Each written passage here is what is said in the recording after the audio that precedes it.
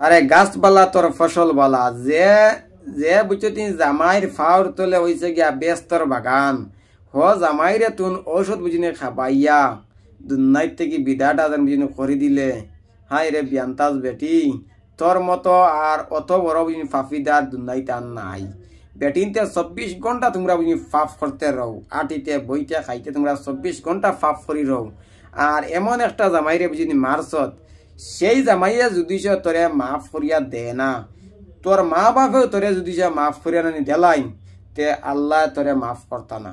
কিন্তু মেইন ওইজন গিয়া তোর বুঝিনি জামাই, তোর জামাইয়া যদি সে তোরে মাফ করিয়া দে না, তুমি হ্যাঁ জলিয়া সার খার হইবাই, তোমারে আল্লাহ মাফ করিয়া দিতে পারত না। তোমার হজরত মোহাম্মদ মুস্তাফা সাল্লাল্লাহু আলাইহি সাল্লাম তোমারে মাফ করত না, কারণ সেই জামাইর ফাউর তুলে তোমার বুঝি ব্যস্তর বাগান, তুমি তারা বুঝি মারছো।